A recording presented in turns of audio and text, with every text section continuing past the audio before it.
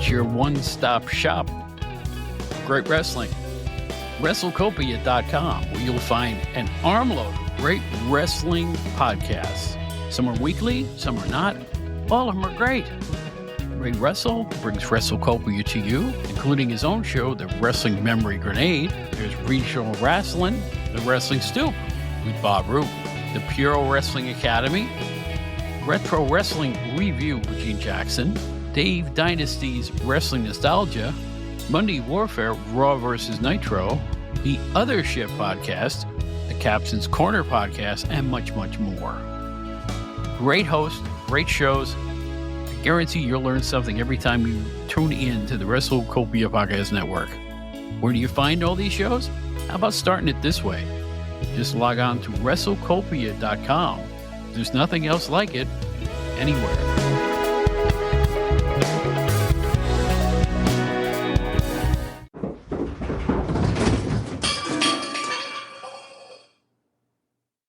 The heck with it. It's the Outdated Wrestling Hour. Oh.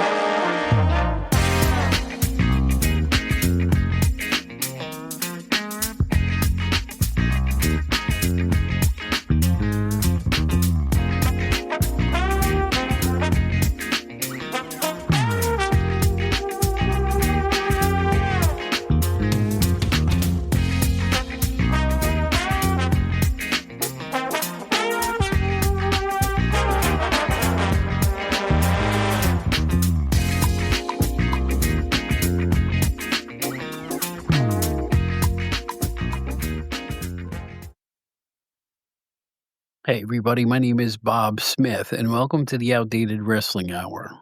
I am the former managing editor of Pro Wrestling Illustrated from the late 80s into the early 90s. It's great to have you back. It's also great to have back on this episode Mike McCurdy from Pioneer 90.1 Radio Minnesota, the great show that he does with Glen Braget, Rasslin Memories, comes on every weekend. And no matter where you are in the United States or around the world, you can hear that show, which is a really great show. Just log on to radionorthland.org. That's radionorthland.org. And you can hear that and a bunch of other great shows from the state of Minnesota. We also have Joe Puccio returning, of course, our co-host. And let's get on with everything in just a moment. We got a brief word for you. And then Joe and I will take a look back at, some oddball wrestling stuff. So hang on. Stay tuned. We'll be right back.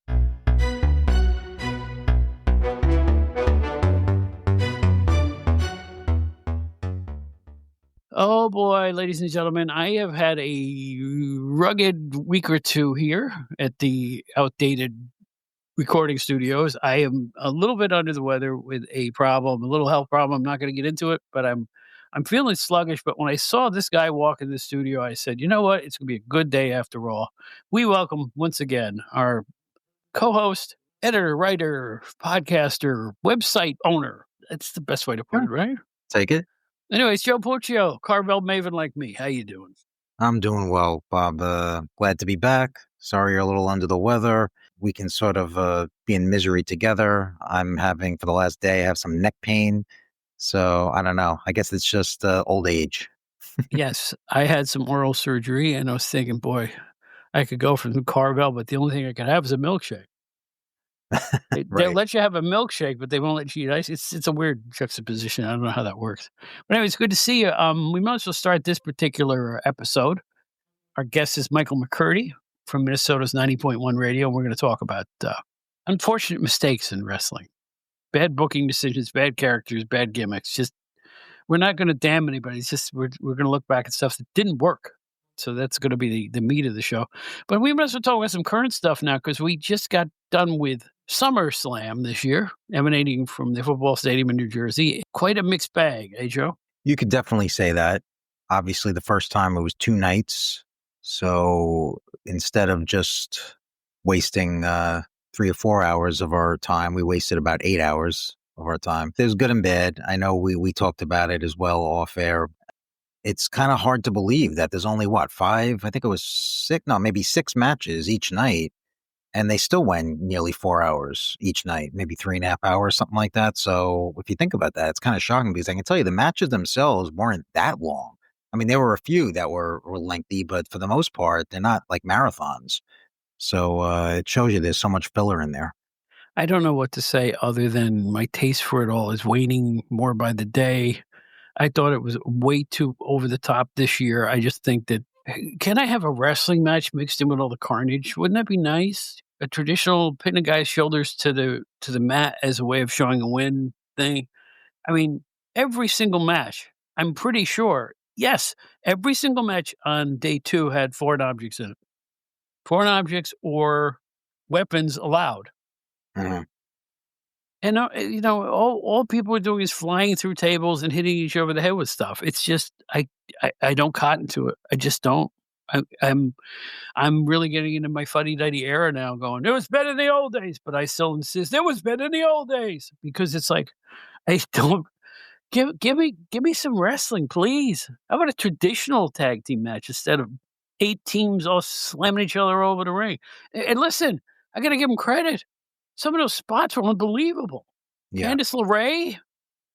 That was a brutal spot. That was brutal. She took, yeah.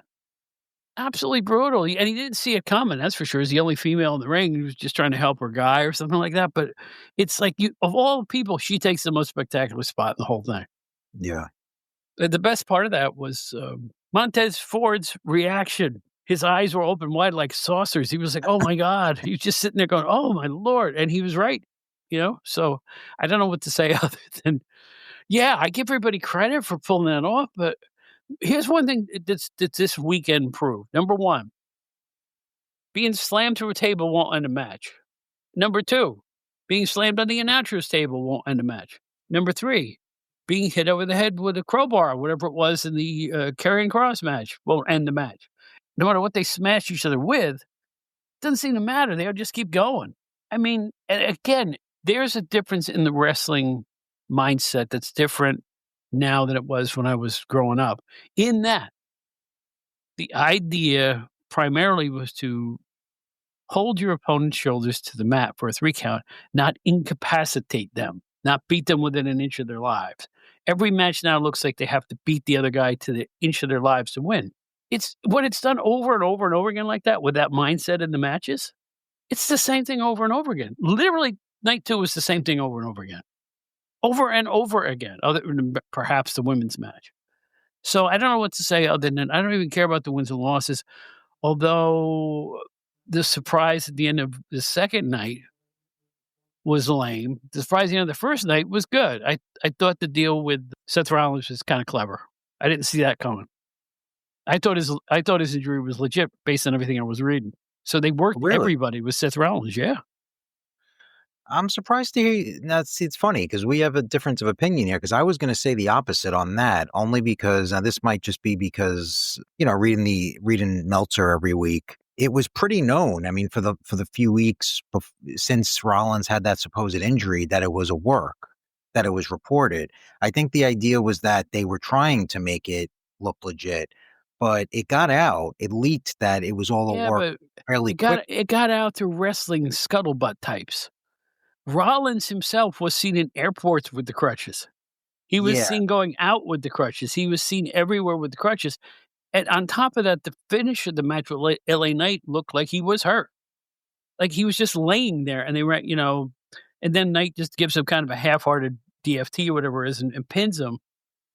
And it ended with him just kind of laying there waiting to be helped out of the ring. So if this all was a work, and it obviously was, it was really well done. Yeah, getting back to when it actually happened, that injury, that I agree. That was very well done because if you didn't know anything, you would 100% think that was a legit injury, which I did. But then, a few weeks after or when it started coming out, I know Meltzer reported that, all indications are that this is a work and that he's actually fine and that The idea is that he's going to do a cash in at some point and he's going to surprise everyone. When that came out, I said to myself, well, I don't think they're really going to do that at this point because I feel like all the fans kind of are expecting it now. So that's why I'm kind of the opposite, that when that happened on, what was it, Saturday, I was a little underwhelmed just because I'm like, really? They're gonna do this, even though it kind of leaked out. I mean, part of me is sort of appreciative that they're not going to change plans just because this stuff did leak out, that was their plan and they're sticking with it. But at the same time, to me, it was a little underwhelming just because I did expect it. And plus, I have to admit, I mean, I've said this before, I just do the Seth Rollins heel character is really, really grating to me. Like it just really is so annoying. So, I mean, obviously that's just my personal view, but so I didn't care for that part of it. Well, I hate to admit this publicly, but I don't read Meltzer anymore. Uh-oh. So I didn't have any clue. I'm not into the new stuff to the point where I don't need to read it. Yeah. I don't even want to read it. It's like, what's he going to tell me that isn't like, you're on Facebook too. You go down your list and people are talking about all the same things that he is or reprinting what he's said. So I figured if something that big is going to come up, I would have read it and said, oh, okay, fine. It got by me. And of course, this past week I was in pretty rough shape, so I wasn't doing a whole lot. So it was this situation where I'm glad I didn't know because I thought it was, well, then if I got a little rub from it at the end, I'm happy. Well, now, but here's the deal. If he went to that level of effort to make it look like he was hurt, literally going out in public with crutches, which isn't the easiest thing to do no matter who you are, why would they let it leak? Well, no, they didn't let it. I mean, it's one of those things that for some reason it did leak. You know what I mean? I mean, nowadays it's hard to keep secrets in the business, as we know. It's it's pretty rare that there's actually a surprise. So it's not you're that they emphasizing wanted the reason I think that modern wrestling sucks is Well, because if that's they the can't difference. keep a secret, the only secret that I've ever been able to keep was CM Punk coming back. Yeah. That was a surprise, right? Nobody knew that. Nobody saw that coming. Am I right about that? Or, when he came back? So they need to be able to keep this thing secret. Well, here's So if funny. half the crowd knew what was going to happen, how are they entertained by that? Yeah. Well, here's another funny one. So the next night, we know the big surprise was Brock Lesnar returns on Sunday. Now, that one, and I swear to God on this one, is that I was texting with a couple of friends in the middle of that show. And I said, wouldn't it be interesting if Brock came back tonight? Now, I had no insider information on this. I didn't see this reported anywhere. Sometimes you just go back and forth, just saying like, oh, what if this happened? What if this happened? And I said, Brock's come back, I believe, at SummerSlam before. I said, we haven't seen him in a while. I said, imagine he come back tonight. And my friend was like, yeah, that'd be cool. I don't know if that would happen, blah, blah, blah. And we forgot about it. End of the show, he came back. That would constitute an actual surprise because I don't think that leaked out anywhere. I don't think anybody knew that was happening ahead of time. So that's the difference. So I definitely agree with you in that. Look, I mean, if you're surprised, it's always going to be better because, why would you want to know something that's going to happen beforehand? It's always going to be nicer to sort of, be taken by surprise. Getting back to the thing you said about, reading the news or reading Meltzer, I will say this.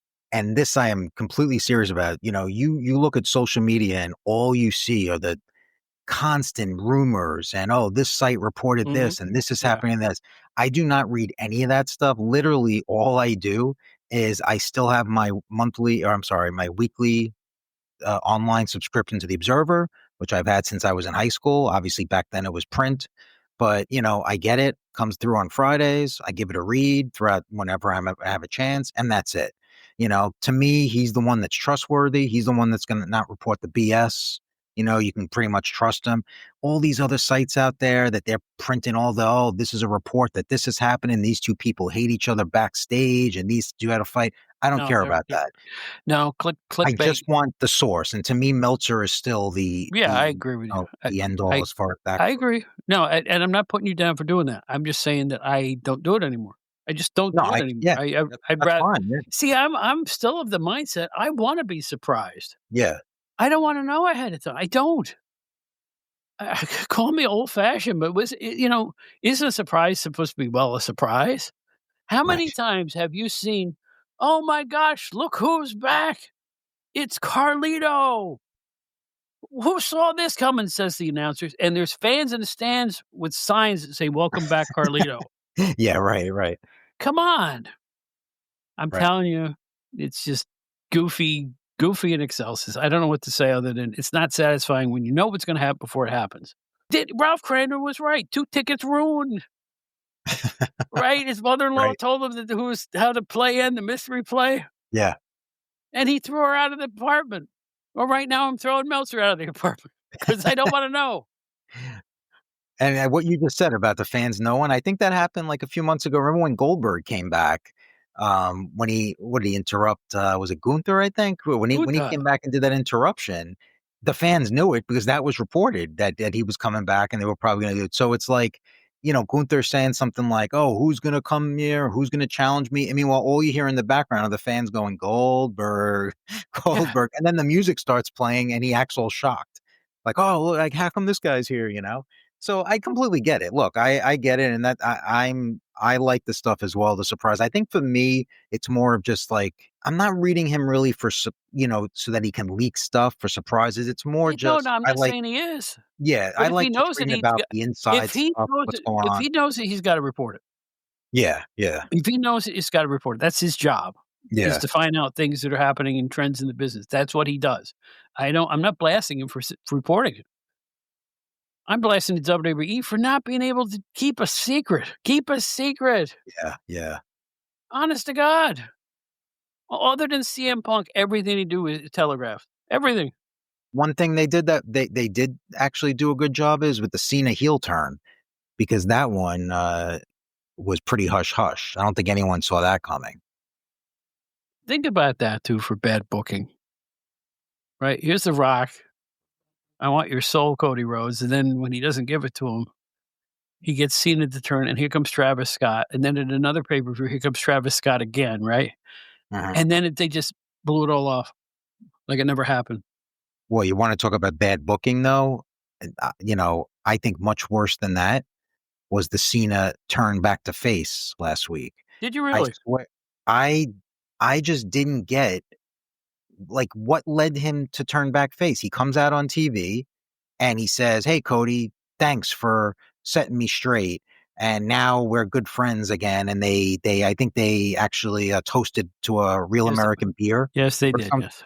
And they're drinking a beer. And I'm like, look, I have no problem with him turning back face because we all knew that he would have to be a face when his career comes to an end because it's going to be the whole, emotional farewell and all that. That's all well and good. But why didn't they do it in the ring? Like, why didn't they actually have an angle? Instead, he just came out and he just said, "Yeah, I was wrong these past few months. You set me straight. We're okay now." And then they just left together. I mean, I don't know. To me, that was really weak. Like I wanted to see an actual turn take place. I wanted to know why he actually turned. And I'll say the whole thing was weak. Even his original turn heel, I didn't buy it. Yeah. Here's one of the luckiest guys on the planet going, "Oh, for 25 years, you did this, you did that to the fans." Yeah, you know what else the fans did? They made him rich. If you look at things logically, none of this makes any sense. They are the ones that are going to his movies and watching his TV shows too.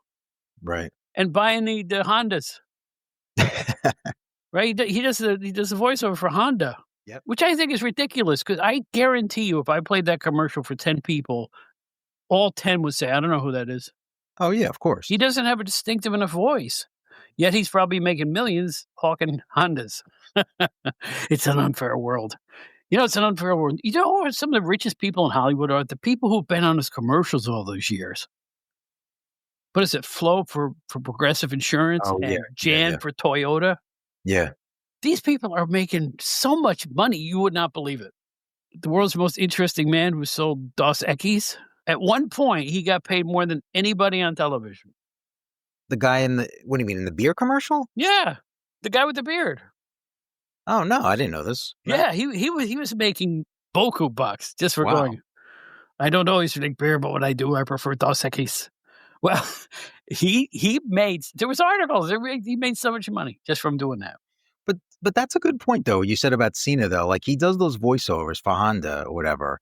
And you know who it is. I know who it is. Obviously, wrestling fans know, but I'm curious. I wonder how much, like, what is in it for Honda there? Like, I agree. why not just pay some schlub a couple of bucks to do those commercials when it's not like Cena has this speaking voice. His that's voice so is too incredible. generic. Yeah. It's like when you hear Ving Rhames do Arby's, you know it's Ving Rhames. Yeah. We have the meats, right? Awesome. You know who that is. There's other commercials. Gilbert Gottfried used to be the Affleck Duck. You know who that was. Right. Yeah. Yeah. You know, there's a million of them. I don't understand. I mean, Cena has a nice, pleasant voice, but I don't know if it's necessarily a recognizable voice. And I always thought the idea was to use recognizable voices on ads to kind of hype the product. Right. I That's a good point. I just don't get that one. I don't understand.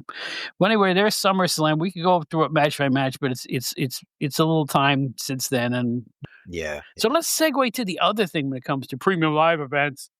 The announcement as we record today, we're recording on Wednesday before the show, that the premium live events are going in a different direction. They're going to be through the auspices of ESPN, if you haven't heard about it. And people are I'll tell you what, my timeline today on Facebook is full of angry people. Yours too? Yes. Yeah. When it broke this morning, I read up as much as I can from, I guess, there were a lot of sites reporting it, but obviously I tried to find the most reputable. I saw Sports Illustrated had it, and Variety, and a few others. I think the big question, and this is something that I don't know if there is an official answer yet, is whether or not this is going to be something that every single person has to pay extra for. They have to pay for this ESPN service, which I believe they said it's going to be $30 a month. Or is this something that if you already have it in your cable system, or if you already have it in your streaming, or whatever the case is, that it would come as part of the package? I don't know. I've seen conflicting reports on this, so I don't even know if WWE knows at this point. That is obviously a huge factor because, hey, look, I made no mistake about it. I still have a cable subscription. And again, I know a lot of people don't. I know a lot of people are cord cutters, but I still have I know you are, and I still have a cable subscription. So I get ESPN, the regular channel, on my cable. So does that mean I get it for free, or do I have to pay for ESPN Plus? I don't know. You know, I am thinking that perhaps this is based on, and again, I'm guessing, folks, all right, but here in New York City, there's some people who don't have access to the Yes Network, which shows the Yankees, or SNY, which shows the New York Mets.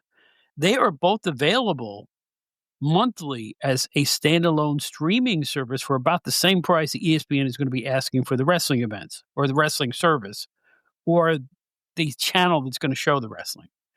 It's going to be an adjunct paid for monthly fee. So this is already being done here. It's already being done. But if you have, like, I have a service that has SNY, and I'm able to use that on the MLB app for free because I have SNY.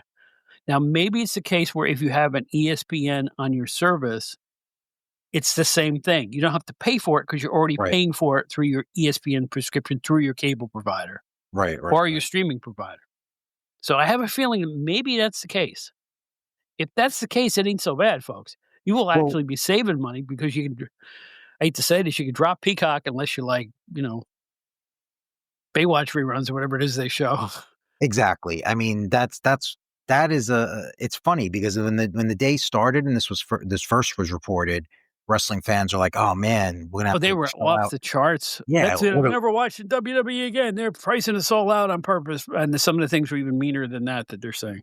Right, and the ones that were going to get it, or they are going to get it, are saying, "Oh man, now I have to pay $30 every month for this." However, if it's what we think, then we actually will be saving money, because if it means that we're just going to get it as part of our package, like you said, I mean, no offense to Peacock, but I mean, I would say 99% of the wrestling fans who subscribe to Peacock are subscribing for WWE content.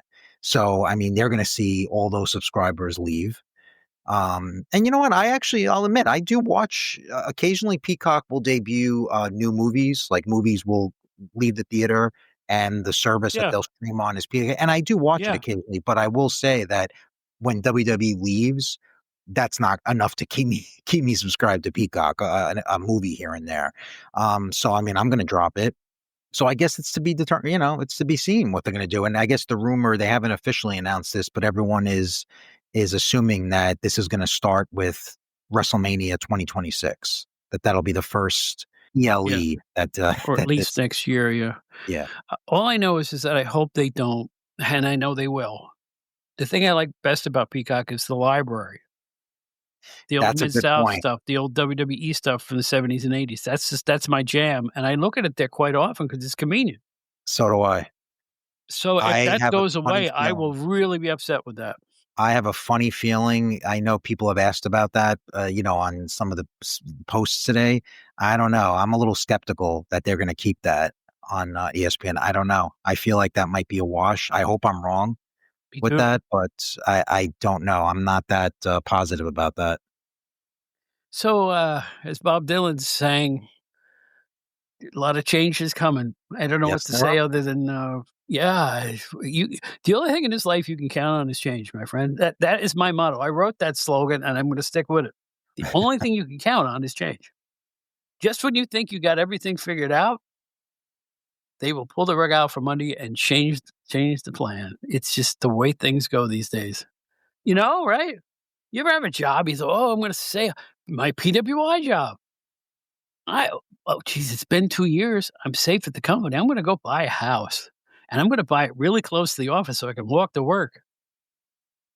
See, I'm set for life here.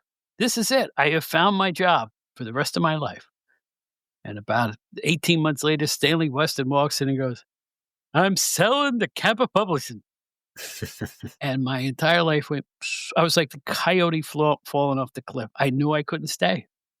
I saw what Kappa and how they ran business. They weren't bad people. I just didn't like the way they were running things. Like they came in and made changes to our office protocol that I didn't agree with at all. Like, they were making us write down phone calls, who we were calling, why were they were calling, and how long the call was. And our lunches were shortened to 30 minutes from an hour. And I said, that's it. Honestly, because if that's the start of the cutbacks, I'm figuring, well, next will be the salary, right? So I got out of there. I jumped out of PWI, and I just felt I had to. And because I had a mortgage, I can't sell an apartment. A co-op apartment is what I bought. I couldn't sell it 18 months after I bought it. Yeah. It just doesn't make sense. So one thing had to go. I kept the apartment and lost PWI. That's just the way it went. And I flew out of there. I took the first crappy job I could find and took it. Because it was like, the only thing you can count on is change. I thought I was part of the scenery there, and I was. Until Stanley walked in. Mr. Weston, I'm going to cry. No, I'm not. It'll be all right. No, it's 35 years later. Things went out all right, It is true. You get a moment like that, and you think your whole world's crumbling around your shoulders, Yeah. Not just so much for the financial reason, but also for it's something that you dream of doing. And I will say this, when I left PWI and went out into the editorial world, that was person. Ed Helinsky said the same thing when he left the WWE magazine. He says he couldn't go to anywhere that had anything to do with serious media. What's your last job? Well, I spent 6 years at Pro Wrestling Illustrated. Next. Yeah. I'm serious. No, I get you. It's now I don't, unfortunate. and Yeah, it's funny. I think now it wouldn't have the stigma. Back then, it had the stigma. Think about that. Well, I couldn't go to. I think I you're couldn't right. go back to news. Yeah. I was writing, Chief Wahoo McDaniel's, secrets behind his feud with Manny Fernandez. It has nothing to do with. They knew that the writing was all, creative writing and not real. Yeah, it really doesn't have that same stigma. No, it doesn't now. No. And yeah, I think you're right about that. It'll be interesting to see how the WWE handles this situation with ESPN. And it'll be interesting to see how fans react to SummerSlam in the long run. I just thought it was way over the top night 2. That's kind of ruined the whole thing. I give the thing a C. The whole thing gets a C for me. Mm-hmm. Oh, Bob, they were flinging each other all over the arena. Yeah, constantly. It's like, something, when you went to a car with the Sheik on it, The only match that would have blood on it usually was the Sheik. Mhm. Because if you ran blood in 6 straight matches, it loses the specialness of it. Yep. It's overkill. And I think that how many tables, it's just, it's amazing. And then the women's match with Lila and Becky Lynch, where they had a toolbox out and stuff like that. Yeah, that was a weird one. I started to read a book. It was on in the background. I went, what? That one I was a little confused with that match. It didn't really mesh for me. But I mean, I did love the Io Sky, Naomi, Rhea Ripley 3-way. I thought those three always bring it. I thought that was a really, really good match. That was a great way to open the show. But yeah, I mean, the ladder match was basically just nothing but spots. Spot after spot. I mean, for athletics, yeah, it gets 5 stars, but I mean, it obviously was just a matter of, it was just basically guys going back and forth, taking ladder bumps, so there was That's right. I agree with you. But you know what? Let's hear for Naomi too. Finally got a role, finally got a spot. And it was a long time coming. I thought she was fantastic ever since she was a Funkadelic. Oh, that's right. And people were saying, watch out for her. I heard people in business saying, you got to watch out for her. She's the best athlete in the women's division. She's not even wrestling. Yeah. And she is proving her mettle. She's very, very good. She is very good. And the girl that she was with in that team, I know she tried like a comeback at some point. I wonder what happened to her. I don't remember. I forget her name. But yeah, she was there for a while. And I don't know. I believe she attempted a comeback at some point. But yeah, Naomi's good. She's definitely good. And I made no secret about, I think Io Sky is the best in the women's division. Yeah. I think she's awesome. I'll watch her and Rhea every match if I could. They're just great. But now you got me wistfully thinking back outdatedly to Albert and Tyrus. Funky is all around. And that whole intro they used to have. Right. I used to love that thing. Yeah. Of course, they'd jump in the ring and lose. Yeah. But I love the intro. And here come the girls. Come on now. Yeah. That sounded like an old James Brown song. Come on. It did. It sounded like James Brown. Yeah. Yeah. And these guys dancing, and neither of them could dance their way out of a paper bag. And it was funny and fresh and different. And I really enjoyed it. And naturally, they killed it in 6 months. So that's just the way it goes. Yeah. If I like it, they get rid of it. That's the story of my life. If I like it, they get rid of it. Well, anyway, Joe, how are things going? I'm hoping everything is good with your website. It's called GenerationXWire.com. It is really good, folks. I'm gonna hype it, and you're gonna hear an ad for it in the show because you know what? It's really different. If you don't want to read the same old thing when it comes to entertainment, Joe's got you covered. You want to find out what's going on with the cast of what's happening now? It's the only place you can go. Oh, thanks. I didn't do, there were a few weeks there that I didn't do a lot of wrestling coverage, but, now in the last month or so, we did some. I went out, I covered the Slammiversary TNA pay-per-view, last month at the UBS Arena on Long Island, which was a cool experience. I covered that for the website, which was great. And then just recently, one of our latest stories, JC Correa did a review. He did a deep dive into No Holds Barred, the old Hulk Hogan movie. After Hogan's death, he's a big movie guy, and he said, I haven't watched this movie in years. I'm gonna rewatch it. I'm gonna review it, and he did, and it was really, really a good review. He really went deep into it. I don't know that I'm necessarily It's not making me want to see the movie again. I think I'm just gonna live through JC's review here. Yeah, I would probably do that too. We're gonna get down to the past with some what we're describing as unfortunate mistakes with Michael McCurdy of Rasslin Memories radio show. Isn't that cool? There are still wrestling radio shows. I think that's awesome. Yep. So get yourself a hot toddy, a Diet Pepsi, or Lick-a-Maid, and we will be right back in a minute.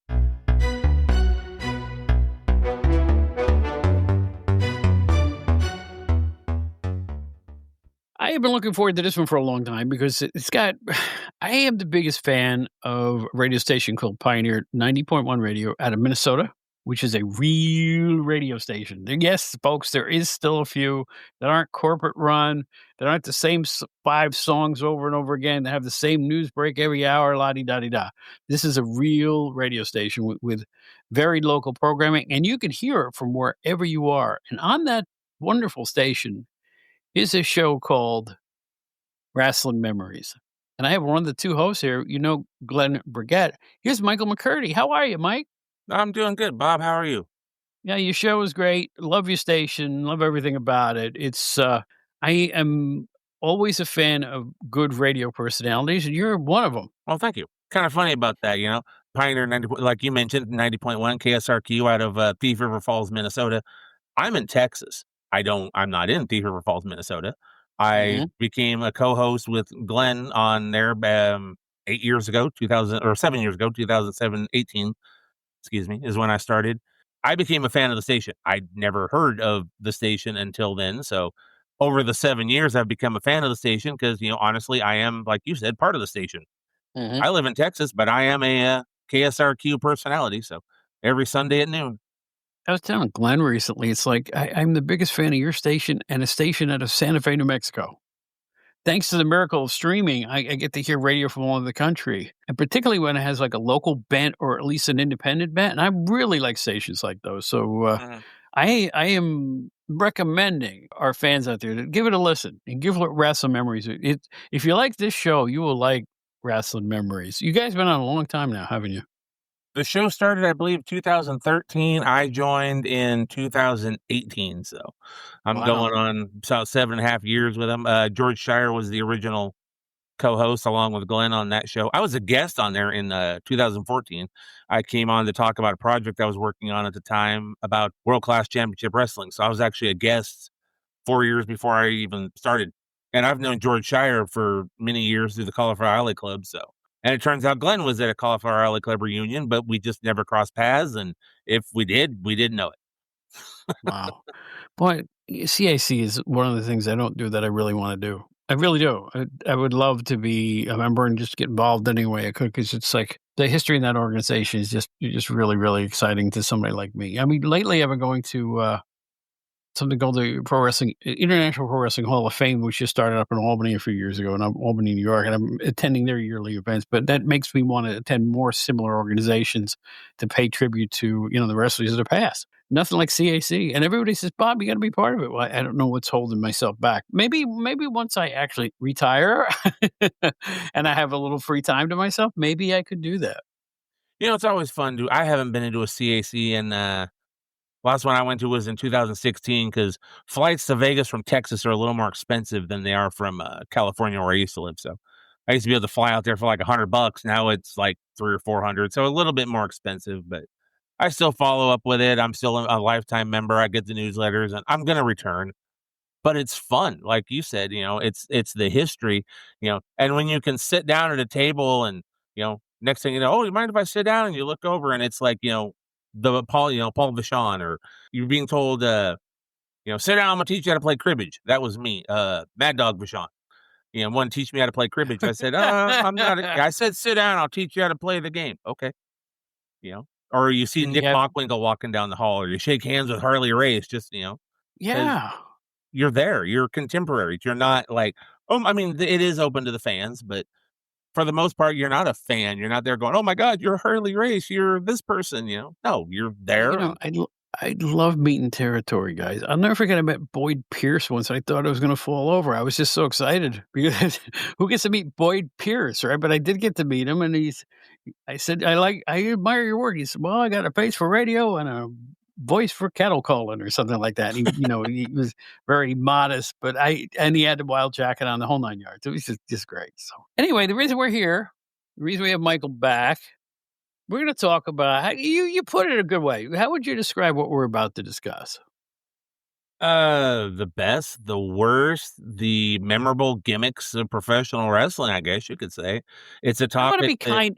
Yeah, I want to be kind about it. I want it to be upbeat. This show, again, is primarily a look back with fondness and gratitude toward the wrestling we grew up with over the course of this last several decades.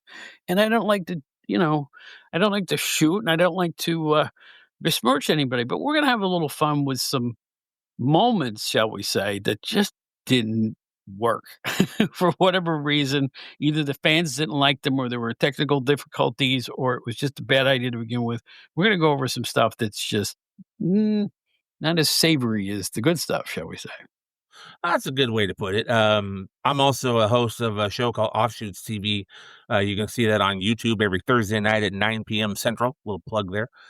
And we did a worst gimmicks tournament one time. And the theme of Offshoots, we're a little more lighthearted.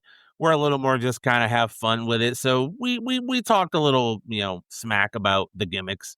And I brought this topic up to you. And as you said, you like to celebrate the history of professional wrestling. So I told you, I said, well, I'll play positive. I'll be nice, but you can still talk about the gimmicks, without being rude. Because I mean, hey, if you're, a wrestler and you're given a gimmick and you're told, hey, we're going to this, and you're going to get paid X amount of dollars, you're gonna try the gimmick, good, bad, or otherwise. I don't fault the wrestlers ever for the gimmicks they do or the characters Right. they portrayed, because they're doing a job. It's they're asked to do this. Some gimmicks have worked, and we'll talk about those. And some you just kind of go, that didn't work. And then there are some you actually kind of forgot about. There might be a couple I might bring up that you may not remember. We'll see. I'll test it. Oddball gimmicks go all the way back to the 60s and 50s. I can't help but think, and I don't even have him on my little list here, but I'm thinking of a gentleman named Spaceman Frank Hickey. Yes. And how that ever got over and how he ever got booked, I have no earthly idea. I mean, he had like a dime store spaceman outfit on, and he was a, quote, spaceman. That was just about the extent of what you knew about Spaceman Frank Hickey. Yeah, he did prelims. Like a big bulb helmet on. Yeah, he did prelims in some areas, but I understand at one point in some areas he was a main eventer, if you can believe it, but I don't think it lasted very long. No, Frank Hickey is I mean, I know the name, and yeah, he's definitely one of the probably earlier gimmicks in professional wrestling. But yeah, no, I remember that, and he did get over. But you also got to remember, you're talking the '60s. Adam West came out, and he had the Batman TV series, and Batman was all the rage. How many Matmen did you see in territories? Because it was territories; they weren't all on TV. Every territory had Matman, and he would come out in this generic-looking Batman outfit. There was an actual Batman with two T's, Tony Marino. Really? I did not know that. Yes, BATTMAN, Tony Marino in a Batman outfit. And he had a Robin for a short amount of time. But yeah, it was strange. And he did it for a couple of years. So I'm like, I don't know what to say other than obviously copyrights weren't strictly enforced in those era, I guess. But and this was in the 60s. The show had just come out. Well, like you said, there were two T's. Batman is only one T. So right, there's those creative ways to get around it. And in the case of Matman, he came out in that kind of basic outfit, but it wouldn't have like the bat symbol on the outfit or something. And since he wasn't saying Batman and saying Matman, you were able to get away with it. And if you look back on wrestling, there were tons of every territory, I think, at some point in the 60s had Matman.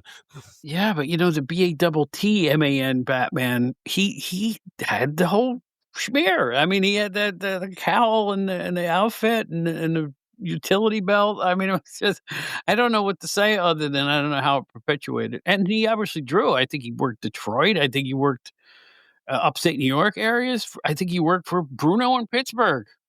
I'm going to have to take a look on this one.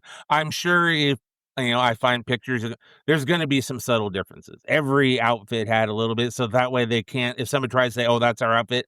Oh, no, this one has long pointy ears. Batman's cowl has short little points. But this is cool because you didn't know there was a Batman double T, and I didn't know there was Matman. So we're both teaching each other something here. That's pretty cool. Yeah, that was the thing in the 60s. There was Matman. You can find them. And like I said, it would be the generic looking gray outfit with a cape, and they would come to the ring and wrestle, and that was it. And mainly for the kids. All right, where do we go from here in terms of weird ass stuff? There's so many places we can go with this. Well, let me go back to 1971, or excuse me, 1981. Okay, I was about to say 71. I wasn't born yet. I'd have digging in my files. This is 81. This is Wrestling Observer Newsletter's worst gimmick of the year. Remember they have that section or have had that section in the newsletter. There was a monster character in the LaBelle promotion. It was dying in Los Angeles. That's the great promotion where, Blassie versus Tolos and all The those Olympic, great. yeah. Right, the Olympic. Well, at the end, they would have a TV show coming from the Olympic, and there was, like, not 600 people there. It was just really sad. So somebody invented the promotion's on its last legs, and one last-ditch attempt, Gene and Michael Bell, the promoters, pushed a, quote, "real monster," and he was supposedly made in a laboratory, and he looked almost exactly like Frankenstein, complete with the stiff walk and the, menacing countenance. And it couldn't have been worse. It couldn't have been lamer. I don't know how they got this thing over. Apparently, it worked for about 6 months, and that was the end of it. But that was just kind of sad to see a place where Roddy Piper cut his teeth. Now you're forced to watch a fake Frankenstein. I don't even know what to say. Well, yeah, I mean, if you look back here more recently, look at ECW when Vince brought back ECW on Sci-Fi. If you remember the debut episode, they had the zombie, and it was a guy who, because remember, zombies were a thing, Sci-Fi Channel, so they have the little, and they had the zombie. Paul Heyman would not have had the zombie in his ECW. More of a recent thing, but yeah, it's kind of sad when you see that because. Well, you they're know money what? grabs. They're drafts. You could call the whole ECW redo a bad gimmick, really, because they just took the name and it wasn't the old ECW. And they had a few of Sabu came through and a few of the older Sandman and a few of them, but it wasn't the same. It was just softened up. By the end, I guess Tiffany was the general manager, and it kind of looked like a WWE C show. Yeah, it wasn't even distinguishable from the other two shows. So I just thought that I don't know why they started it if they couldn't really do an extreme thing. And there was nothing really all that extreme. They had like anything goes matches, but they didn't have the same hard hitting action that Heyman's group did. They couldn't because they were on prime time. They had the name, and it was on Sci-Fi Channel. Henceforth, why you had a zombie. Kevin Fertig, who was he came out. He was a vampire. Originally, before that, he was Mordecai. Then he was a vampire. So they had vampires, they had zombies. Then they just started integrating WWE guys into it. So yeah, no, ECW, or WWE CW would be could be considered a gimmick. Yeah, you got a point. And didn't Lashley end up there and people like that? I mean, it just totally turned into just another show. Bobby Lashley was in the god-awful December to Dismember pay-per-view. The one that only had like 2 matches advertised, and they just kind of threw stuff out there. And yeah, Bobby Lashley was on that. I believe he wrestled Big Show for the ECW championship at that time. That's right. Good memory. Yeah, just you see what I'm saying? It's just if you can't do it, don't do it. It's to me that's akin to when they show Blazing Saddles on broadcast television. It's cut to smithereens language and other scenes. If you can't do it, don't do it, right? It doesn't make no sense. Why would anybody watch the homogenized Blazing Saddles? That's not what the film is about. It's meant to be rude. I feel that way about Gran Torino. You ever seen Gran Torino with Clint Eastwood on a basic cable channel that's edited like on TBS? Yeah. It kind of loses everything that made Gran Torino. Clint Eastwood is such a diluted character by then because they have to cut out everything. Yeah, a good one. So you got some more mistakes. That's a good way to put it. Mistakes, unfortunate mistakes. There it is. There's the name of this podcast. I got to write it down. Unfortunate mistakes, because this is what we're talking about, right? It is. Like I said, there's a few, positives we can talk about those. Not everybody was a mistake. Everybody kind of had, maybe an issue here and there, but there were obvious mistakes. Yes. I can throw one at you. See if you remember this guy. You might, because you're probably doing magic. Do you remember Fantasio? Yes. Yes, the wrestling magician, who I think we saw like once, came out with the face paint and did the magic trick where he had the wrestlers' underwear like on a handkerchief or something at the end of the match, and it made WWF magazine. I remember that. I'm sure it did. Wasn't he eating foil or something? Did he chewing on something on the way? There was just somebody else I'm conflating it with, because it was like the whole gimmick. The whole gimmick was so strange. He was supposed to be like a magician, and he had like the fire paper, so poof, and he'd have the flames that popped up. Oh, that's right. Yeah. Yeah. Poof. Yeah, he had the flash paper, and he had the flames that would come up, and then he defeated, I forget who his debut, but he wrestled the match, he won, and then he did a magic trick with the scarves, but when he pulled the scarves, he had the wrestlers like underwear or supposedly his underwear on the end of the scarves. So the fans went wild, right? Oh yeah, fans loved it. I think he was gone in like 3 months, honestly. That's the great thing about these gimmicks sometimes. They show up and then people realize, oh, no, bad. We'll move on to something else. Before we started recording, we were talking, Dustin Rhodes, who, of course, let's see, Goldust, Black Rain.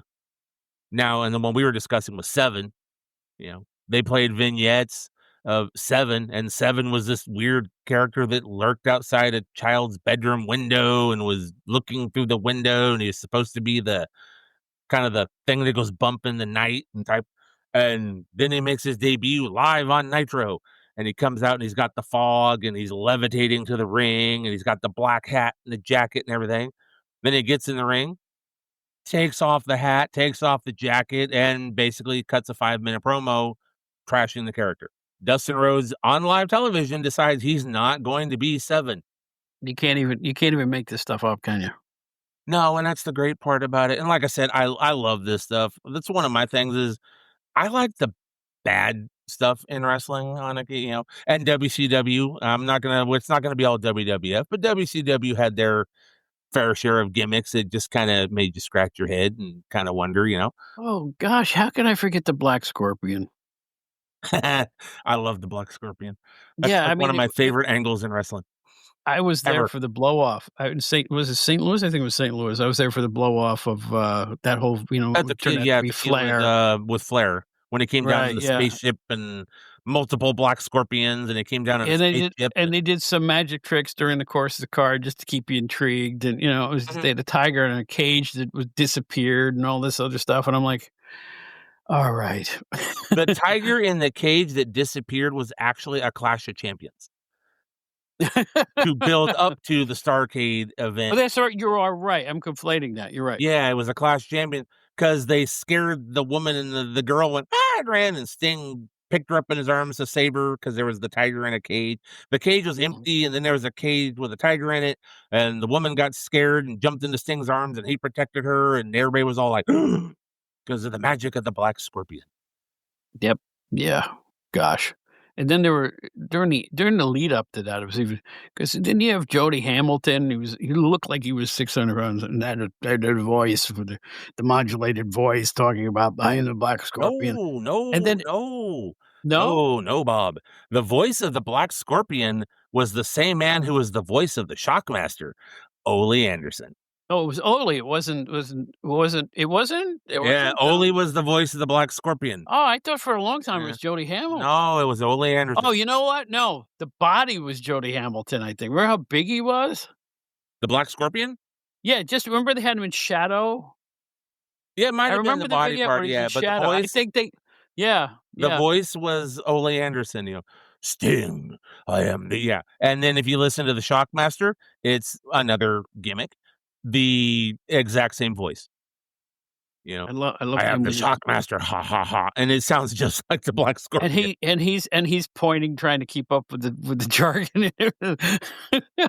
No, the Shockmaster is just one of the great debuts of anything. I can't tell you how many times I just tune into that on YouTube just to see it one more time because it was like I just love the reaction from the guys off camera. You just hear them going, oh.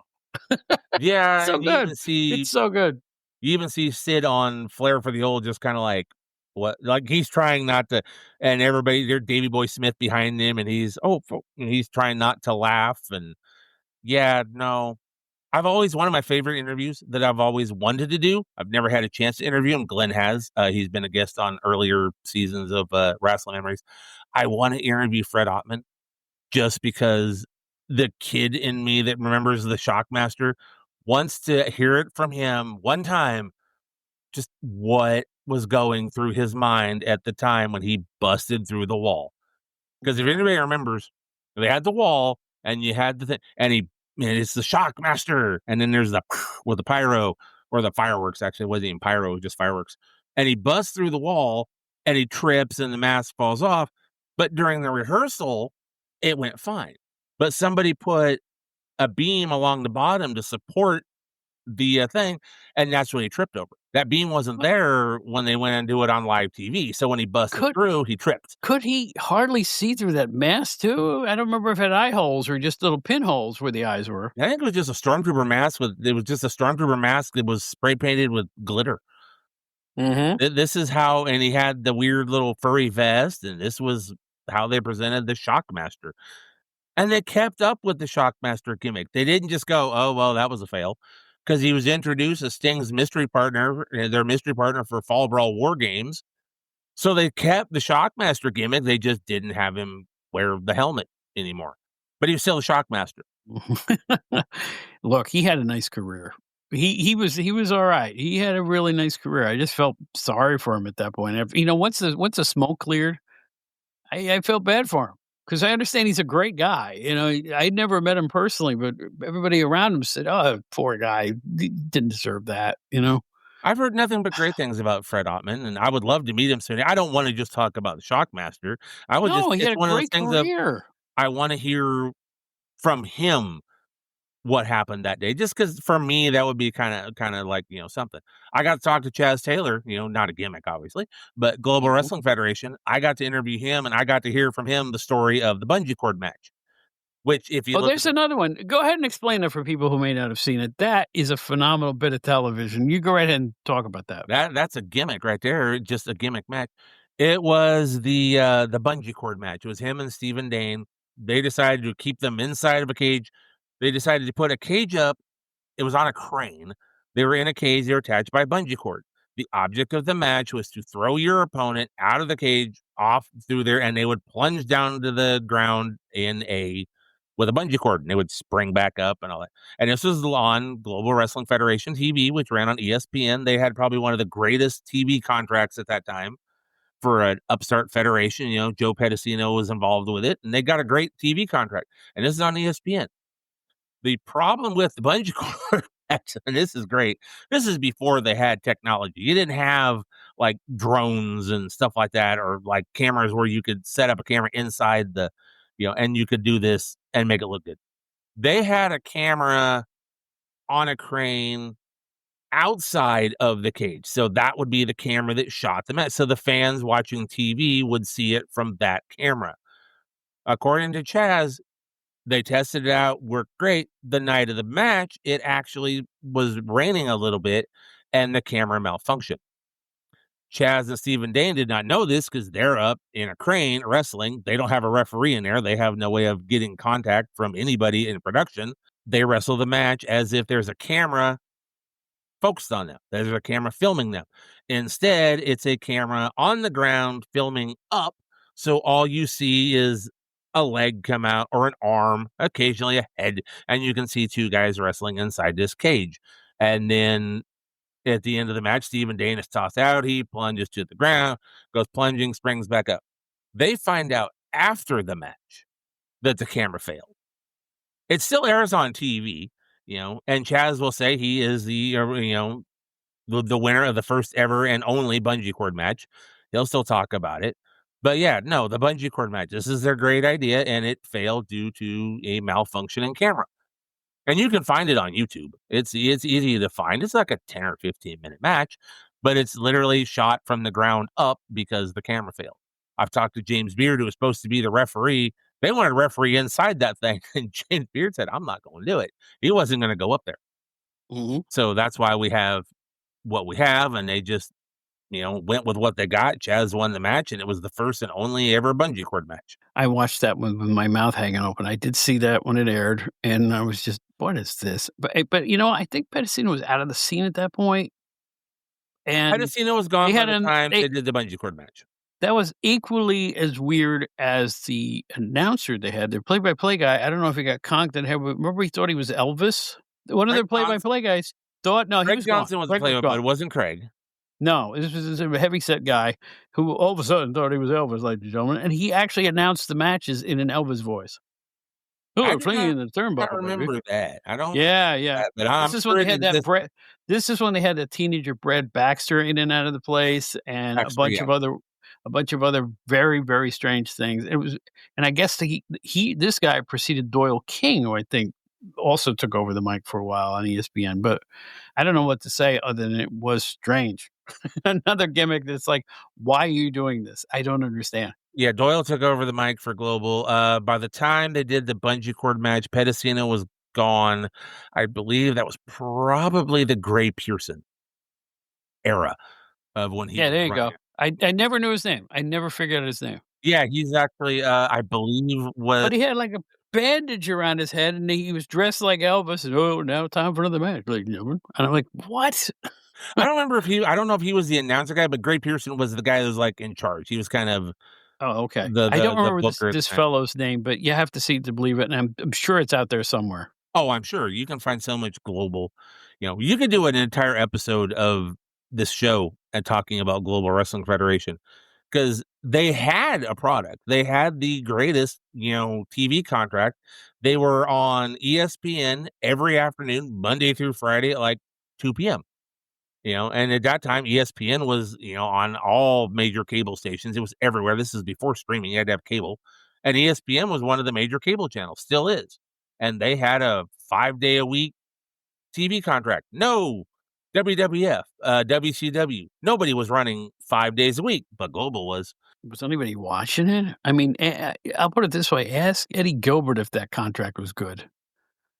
Or as far as Eddie. exposure goes, they No, had a great here's TV contract. here's why it wasn't good though, because you know what? Eddie had a lot of creative ideas when he was booking there, and they censored half of them optically. Mhm. He was throwing fire in the ring. We would show the crowd faces. He had all kinds of problems getting his stuff over with Global because the ESPN wouldn't allow some of the content on there because it was 4:00 in the afternoon here in the East Coast. Mhm. So it's like it didn't. That's that's why he didn't last there. He had his hands tied. So which led to all these other people coming in eventually and trying it, and I don't know. I rooted hard for Global, I really did. But you know what? Even the beginning of Global was a bad gimmick. Didn't they have a South African financier who had $1 billion or The something? Nigerian They was prince that was supposed to that he be was the gonna financier. pump money into the place, and then all of a sudden, the second week of the show, and here's it's the same people who were in the USWA. That's this point I'm trying to make. John John Tatum Tatum. versus John Tatum. Chaz or something.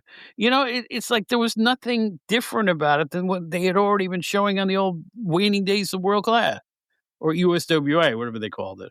So See, it's like, I disagree with that a little bit. I have a soft spot kind of for Global. Like I said, I think they had a great jeez, TV contract you where they weren't able to use it, but unfortunately, yeah. but any other federation would have loved to have had a TV contract like they had with that many hours.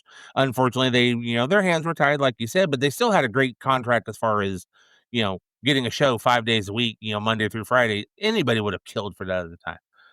But I was a fan of it. But you got to remember, though, when Global, I think their main thing for Global, and we're totally off topic now as far as gimmicks go, was their light heavyweight division because nobody was focusing on light heavyweights at that time. So you had Jerry Lynn versus the Lightning Kid. Yeah. Yeah, and it was great stuff. Chaz was in the light heavyweight division at that time, and nobody had a light heavyweight division. WCW hadn't started that yet. They didn't have Pillman and Liger. That wasn't until 95, I think, when Nitro first debuted. They didn't have a light heavyweight division yet. Global kind of started that. Good point. I just remember the end period being really. Oh, the end of it was horrible. The end of the Global was horrible. The beginning of it, look at your talent roster at the beginning of it.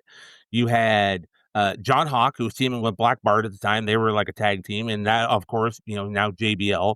You had the Ebony Experience, who went on, Harlem Heat, Booker T, and Stevie Ray. You had the Handsome Stranger, who went on, Marcus Alexander Bagwell, later Buff Bagwell. And hey, shout out to Buff Bagwell. Recently had his, leg amputated. So yeah, I saw that. Yeah. I hope he's doing well. You had the Patriot, who just came out of AWA. It was where he was wrestling as the Trooper. Del Wilkes went over to Global and became the Patriot. So you had the Patriot. You had the Dark Patriot, which was Doug Gilbert. You had Eddie Gilbert in there. John Tatum was in there. Stephen Dane was there. They had great talent in the beginning. And then later on is when you got into your Elvis impersonator and your bungee cord type of stuff, and it kind of fell apart. And they were from the Global Dome, which obviously is the old Sportatorium building, but they call it the Global Dome. The Global Dome, yeah. And a lot of Mike Davis. And Maniac Mike Davis. And actually, Maniac Mike Davis is part of the bungee cord match because that was the thing with the moon rock where he tried to launch himself up to space and he had the moon rock. Yes, that was the ending of the bungee cord match was when he had the moon rock, and that was when we kind of went into being Maniac Mike Davis. Before I don't want to that, make fun of him. I don't want to make fun of him because he was carrying that show for a while. He was good at what he did. His character was excellent. Once again, that's as wild as he ever saw him.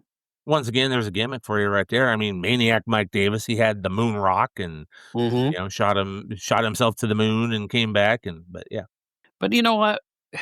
It was more wrestling on TV. I'm sure a lot of people put it on the VCRs were around at that point. I'm sure they were whirring every day at 4:00 here in the East Coast. So I was recording it because that was 1991, I believe. So everybody had the VCRs and programmable and all that. So that was how you watched all your stuff. We didn't have DVR yet. VCRs, oh man! Like I said, I think I mentioned this to you. I bought my first one in '79 or '80. Paid $1,000 for it. I'm serious. Wow, they were real expensive when they first came, and a blank tape was $16.95. I'm serious. And you know why I needed to have it? I wanted to record these interviews that were going on between Larry Zbyszko and Bruno Sammartino. That's why. I knew something was afoot, and I was excited by it. And I said, "Well, I have this money saved up. I'm not supposed to just buy it now." And the thing was this giant doggone machine, about 50 pounds, and it had one feature, pause. Yes, and it had remote control. And that was attached with a big white cable that went all the way across your room. And I'm telling you, I had more fun with that thing. I was the first kid on my block, so everybody was coming over to my house to check it out. But it was mainly for wrestling. Mine was mid '80s, and it was a top loader. That was the thing. You didn't have the front. They're all top loaders. Yeah. And the remote was a big, like, 25-foot cable, little black wire, and a little thing about, like, you know, the size of, you know, maybe a pencil. It wasn't very big. And literally all you could do was play and pause. Right. So, you know, if you were watching a movie, just pause, go get your drink, whatever, come back. You could sit back down and push it again because nobody could walk by and just push the button on the VCR when you walked by because, you know, you had a remote, man. Come on. Yeah. Edit out commercials, too. All right. Who's going to pick up the ball on some more whack? You know, I'm going to go to Memphis. Okay. And Jerry Lawler's predilection for monster characters. If you go down the list of the people he invented for the Memphis TV show, do you remember Tagar, Lord of the Volcano? I have seen some footage of it, photos, and I have seen the Lord of the Volcano. Yes, that dime store promo they have, and he had flames shooting out of his fingertips and a mini fireball that come out of his. I guess it was a shield or something. Oh gosh! And then there was the Christmas creature, another favorite. Who actually moved on to many other gimmicks. We can discuss. Yes, he sort of looked like a big muscular Christmas tree, really. And then there was this ripoff Nightmare Freddy, who looked like Freddy Krueger, right? They had a guy named the Colossus of Death who was actually really good, a really big wrestler. I don't remember who it was under the hood, but he could move and he was a pretty good wrestler. They had Botad the Witch Doctor, Jason, who looked like the guy from the Friday the 13th movies, the Zombie, the Undertaker, but not that Undertaker. No, not that Undertaker. That Undertaker came later. They had a Wolfman and a Frankenstein, but the big one that worked that Jerry invented was Kamala, the Ugandan giant. I was just going to bring that one up. Was Kamala? That one scored. That one stuck. Yeah, that was before that. He was Sugar Bear.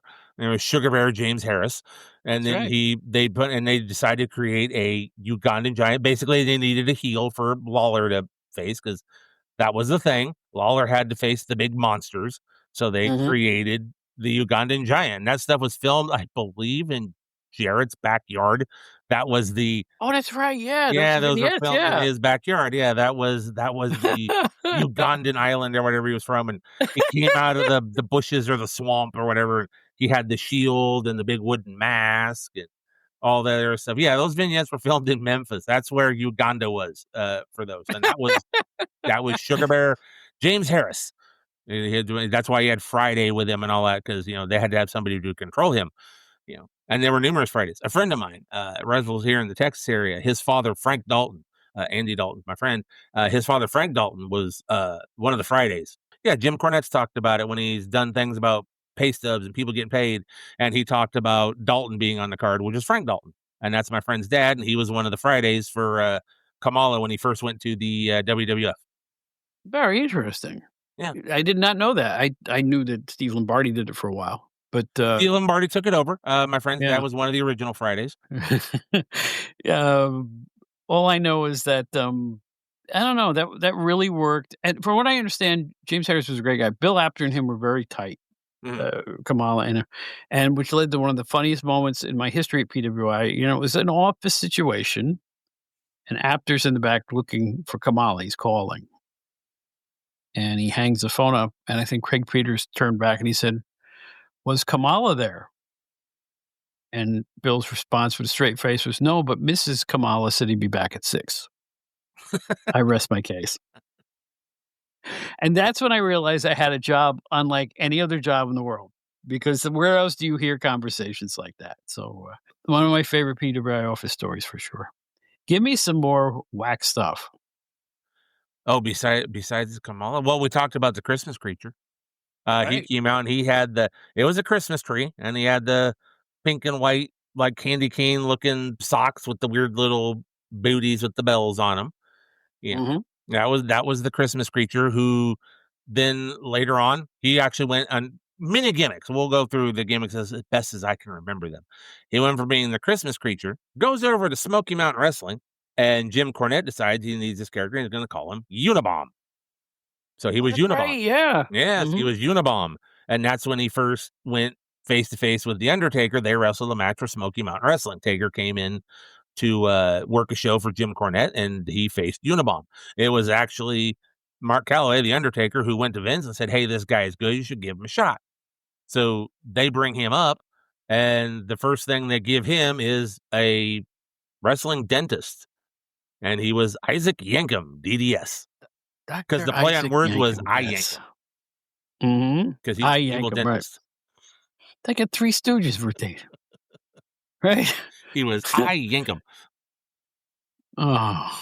And that was because of the another, you're talking gimmicks in wrestling, you talk a gimmick match. That was because of the Kiss My Foot match between Bret Hart and Jerry Lawler, where Lawler was forced to, his own toes were forced into his mouth. He was forced to eat his own foot. So he had to go to the dentist, and that's where he met I Yankem. So he brought in Isaac Yankem to go after Bret, on his behalf, and that was the evil dentist. I have Mr. Yankem, or Doctor, excuse me, I don't mean to besmirch him, but I have him on a list with other such wonderfulness as the Goon, Abe Knuckleball Schwartz. That was hockey. Then baseball got Abe Knuckleball Schwartz. Then the plumber, T.L. Hopper.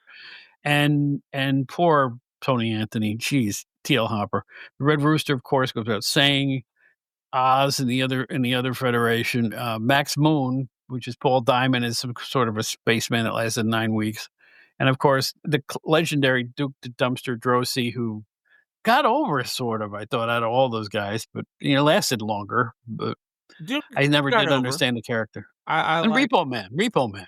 That was Smash, from Demolition. He became the Repo Man. You also got to remember that he went to WCW. At one point, he was a golfer. Right. He had the golfing gimmick, and he was also the Blacktop Bully. Blacktop Bully, which was a variation on, I think, Repo Man. Just without a mask. And he faced Dustin Rhodes in another, once again, we're talking gimmicks, the King of the Road match at WCW Uncensored, where for some god reason, where you could list this as long as you could put this in a category with the bungee cord match. They thought, hey, we're going to film a match between these two guys on an 18-wheeler driving down the highway. They were on a tractor trailer with the mesh wire cage thing, and they fought on not just in a tractor, but a moving tractor trailer, driving down the highway, this highway, whatever, where they filmed this entire match. They were on a moving vehicle wrestling a match, Dustin Rhodes and the Blacktop Bully. And unfortunately, there was some blood in that match. There was not supposed to be blood in that match. And that's kind of where both of them disappeared for a little while. It was because of the King of the Road match. I remember that. But the blood wasn't gratuitous either. They just didn't want any blood in WCW at that point, and No, that was it. WCW was trying to be a family thing. That's when they were still on Saturday afternoons at 3:05 or 6:05 on the Superstation. I got it at 3:05 in California. So, but they were still a family event. So no, they didn't want blood. But no, that was one of the gimmicks for the Repo Man. Went from being Demolition Smash to, like you said, the Repo Man. I cannot even remember what the golfing character was, and it wasn't the first golfing type of character that was in wrestling. There was a couple guys in WCW that had a weird golf gimmick. The only golf moment I ever enjoyed in wrestling was Abby beating the heck out of a referee with a golf club in '72 in Cleveland. I did see that show, but you know who I feel sorry for? The late Brad Armstrong, who I thought was a I really thought you were going to say wrestler. Glenn Jacobs for a second, because I still I'm not sorry for him. No. But Brad Armstrong, who with his dad Bullet Bob was, they were a tag team in Continental. They were big down there. I don't understand what happened once he hit WCW, because it's almost like he cursed somebody or something. Think of Brad Armstrong in WCW. He was Brad Armstrong for a while, and they gave him about this much of a push. You can't see it, but my fingers are like doing the small amount. He got a match with Chris Benoit at Clash of Champions, which is one of the best matches in WCW. Here's how he gets rewarded with these guises. He was a member of Master P's No Limit Soldiers, calling himself BA. Mm-hmm. People don't remember that. What? I never understood the whole concept of the No Limit Soldiers in wrestling. I didn't get it. Nobody got it. That was the weird time because you also had, on the other flip side of that coin, they were feuding with one that was the Filthy Animals, but you also had, on the flip side of that, you had the West Texas Rednecks. Right. That was the answer to that one. Kendall and Kendall Windham, Kurt Hennig, and Bobby Duncan Jr. were the West Texas Rednecks, and rap is crap. Something that was the most talented, terrible faction ever in wrestling. They were all talented, and it was just so hokey that who cared? But then Brad was the candy man. Yes.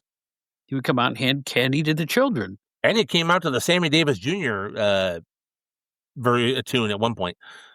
The actual Candyman song. Yes, I don't know if they use it anymore, probably due to like television rights and song rights and everything. But yeah, his initial first appearance was who can the Candyman can. Yeah, he came out to the Sammy Davis song. It was only like once. Like I said, this wasn't Tony Khan era, so they weren't paying for the rights to all that. I hope the children enjoyed their Smarties. Okay, now, right? He was Fantasia, sort of kind of unofficial Fabulous Freebird, right? In a mask. It was even better. They put him in a mask, full bodysuit, and a mask. A mask with feathers. And then they changed his name to Bad Street. Same character, different name. Same character, different name. Yep. Yeah. Still with the Freebird. You know why? They were afraid they were going to get sued by Disney over the name Fantasia. Remember the movie Fantasia? So I think that was the reasoning for changing it. Now, the Spider-Man ripoff, Anachroman. Arachnaman. Yes. Now, I thought that got over for about 2 minutes. He's shooting a web and stuff like that. It was kind of cool, sort of. The silly string and his outfit was blue and gold. And then Vince Russo gets his hands on when he comes. Remember Buzzkill? Yes, that was the answer to his brother over in WWE. Exactly. The Road Dogg, Jesse James, his brother, Brian Armstrong. And that became, they were playing off Road Dogg, so he became Buzzkill. Good memory, man, because I felt so safe. Every time I would tune in to WCW, he would be somebody else. And this is not a long period of time that elapsed between the first character and the last one I listed. Poor Brad Armstrong, he was much better than that. And I thought he was a handsome guy. I thought he was, for a while, honestly, when I started with the magazines, I thought he was the next Kerry Von Erich, but that obviously didn't work out. I don't understand. It was like a similar lineage with the fathers and all that stuff. Mm-hmm. But the problem is up here in the East, Brad Armstrong never meant anything. Yeah, he never came up east. He didn't go west. He kind of stayed around that, the area where he's always competed. And I think maybe that kind of held him back a little bit. Like you had to Outside of the really know your territories, wrestling to know that he had a famous father. Yeah, outside of the territories, the Armstrong name isn't as big. It's not as obviously here in Texas, Von Erich. You can say Von Erichs anywhere, but here in Texas, they're gods. The Armstrong name outside of the Southern promotions didn't have a, in the territory days, it was a name, but the only one who really moved on to do anything, I would say, would probably be Road Dogg. He probably had the best run. I mean, his brother was a referee. That was Scott Armstrong was a referee. Right. And Steve Armstrong was a tag team partner of Tracy Smothers, I believe. Was it Tracy Smothers? And they were the Young Pistols, and then they became but they were they were a tag team. We should make a list of all the cowboy tag teams from the 80s and see if we can guess who they were. The phrase "wild-eyed Southern boys" are popping in my head. That's it, Wild-Eyed Southern Boys. Thank you. Was that who it was? That was them. The Wild-Eyed Southern Boys. Oh my God, I got it. Okay. Then later on, I didn't want to say it. I didn't think it was right, but that's Wild-Eyed Southern Boys. And before that, after that, they became like the Young Pistols or somewhere, and then they changed it and they became Wild-Eyed Southern Boys. But that was Steve Armstrong and Tracy Smothers. Right. All talented guys. Tracy Smothers too. And there's the thing. I've never understood why you have a good, talented person standing right there. Good looking guy, talented as all hell. Mm-hmm. Just put him in a ring with somebody. Honestly, I never felt that any of the, including WWF, needed to go to such extremes to get somebody over. Just show them win 3 weeks in a row and they'll be popular. It always worked. For 50 years that worked. You know what I'm saying? Without the extreme gimmicks that they felt everybody needed to have in the 80s. I rest my case on that. You see what I'm saying? Like, let's say Mass Superstar comes to WWF for the first time, managed by the Wizard, I think. And all he needed to do was win 5 weeks in a row on TV, and he was the #1 contender. He was over. They got him over that way. But that's the power of the squash match, which nobody does anymore. No. Which I think is a terrible mistake because you don't get the full grasp of somebody's offensive capabilities in even matches. Usually, it takes longer to get the big moves over that way. Right. If you had just an initial period where you had 3 weeks against lesser opponents, you could show off those heels, and they get heat faster. I just thought it always worked. I'm a big proponent of the squash match, but then again, I'm older than Clorox, so I don't know what to tell you.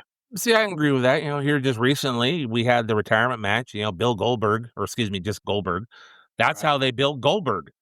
He didn't wrestle like jobber guys, but his first match was against, Hugh Morris. Right. But it was all mid-card talent, but he would go in, a couple big moves, spear, jackhammer, pin, wouldn't talk to Mean Gene, just kind of glare and then walk away. That's how built Goldberg you were one to see. And then, of course, every week, he was, 71-0. Then he was, 92-0 because he wrestled 20 matches in 7 days on WCW. So he had the inflated, but that's how they built Goldberg, And I mean, if you look at that's almost kind of a gimmick because they just basically took the football player and turned him into their version of Stone Cold Steve Austin. You know what really irks me about today's wrestling too? You can't quantify this a lot. How they'll take a champion, a current champion, right, and say he's got 271 days with the belt, and he defended it 16 times in all that time. They're comparing it to guys like let's say Ricky Steamboat with a title or Bruno Sammartino with a title. You can't do that. Those guys work 3-4 nights a week. These people are working once every 2 weeks, and they're saying they've had the belt for like the Roman Reigns title reign, all those 1,000 days or whatever it was. Yeah, but he defended the title like 28 times or something. It's meaningless. He only defended on pay-per-views. He never defended on TV or anything. So yeah, he had like 20-something title defenses over like a 4-year run or whatever he had with the. But they had him breaking other wrestlers, from the past records. But they defended the title constantly. I don't know. I'm an old timer. I always stick up for the old guys. They did the same thing with, not the same way, but they did the same thing with Gunther when he was the IC champion. But he defended his title. He was always defending that title. But they did the same thing. This many days, to the point where you were wanting to see, was he going to break the record of the great Honky Tonk Man, because who was the longest reigning Intercontinental Champion. The great Honky Tonk Man. Well, I agree. I agree with that, though. I did not like the Honky Tonk Man when I was working with PWI. Dave Rosenbaum, our other staffer, was a big Honky Tonk Man fan. I didn't see it then. I see it now. How good he was at what he did. The idea is to be a giant tool, and he was a giant tool. And everybody went, oh, when he came out, you were an annoying guy with the guitar and all that stuff, and you're fake Elvis and all that. And he was smaller than the others and always cheated to win. It was old school heel push heat. And now, in all these decades later, I have a much greater appreciation for the Honky Tonk Man than I did when I was covering him back for PWI. Yeah, I just know I was annoyed by him back then, but that's his job. Right. That's his job. We're talking about Call for Alley Club. He received an award at the CAC one year, and that was part of his speech, was that he got to wrestle in Memphis. Then he went to the WWF, and he became the Honky Tonk Man. Everybody kind of like, oh, yeah. And then he flat out said it. His job was to make, was to make the baby faces look good. He was supposed to be the heel. He was supposed to be the guy you hated. You wanted to see him lose. You wanted to see, he got the title shot. You wanted to see, Hulk Hogan. You wanted to see this guy defeat him. And he said, I did my job well. Do you know he was actually Honky Tonk Wayne Canada before he came to the WWF? Yeah, they'd done the Elvis gimmick with him beforehand, but Vince turned it into the Honky Tonk Man, yeah. Honky Tonk Man, yes. I didn't even know that he was known as Honky Tonk before. I knew his previous guises, and stuff like that, but I didn't know that until recently. I'm curious. Or Mike Shaw. Mike Shaw, remember Mike Shaw? That would be Norman the Lunatic, Trucker Norm, and those are just WCW gimmicks. Right. Then went on to WWF, where he got saddled with the Mad Monk, who then later became Friar Ferguson, who then became, and then later on they repackaged him again as Bastion Booger. He was good up in Calgary as Mack and Sing. He was good up there. Yeah, that was in Canada. Yeah. Oh, he's a great guy in the ring. He's great talent. Yeah, and they never would present him like that down here. You know why? Vince didn't like physiques like that. He just did. If you were a big slobby guy, he was going to make you look big and slobby. Well, they even changed his name, because remember when he first showed up in WWF, he was the Mad Monk, and then for some reason, without explanation, like a week later or 2 weeks later, he was Friar Ferguson. Same gimmick, same character. Okay, let's talk about that. Was that supposed to be heel or face? He's a friar. I don't know what the Mad Monk was. I don't think they did either. I don't know what Bastion Booger was supposed to be. He just came out in that weird crisscross outfit that just didn't fit, and he was just supposed to be slobby and disgusting. Well, which is just what you always want your wrestlers to be. Worked in Excelsis. Well, I think they look for that sometimes, like the boogeyman eating worms. Well, yes, the boogeyman. The boogeyman is one of those gimmicks that I think worked, because how old was Charles Wright Marty Wright, when he went into wrestling? He was like almost or in his 40s. They came up, he was on one of the Tough Enough thing, but he was too old, so he got cut before the show even really got going. But they created this gimmick for him. He wouldn't have had a career. He wouldn't have had a run in WWE if it wasn't for the boogeyman. And was it a weird gimmick? Yeah, but it was fun. I liked the boogeyman.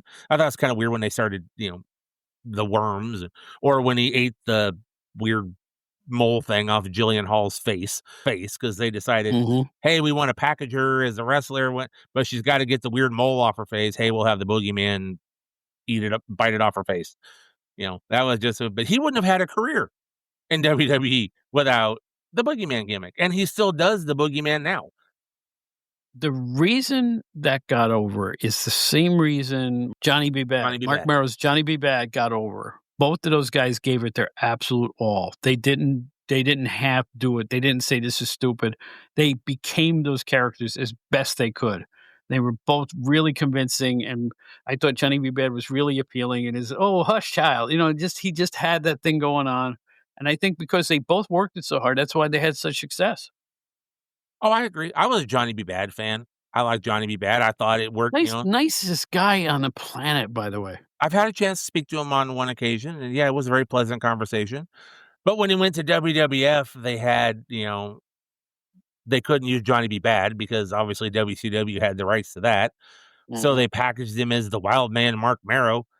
Nobody knew who Mark Merrow was. They were like, oh, it's the Johnny B. Bad.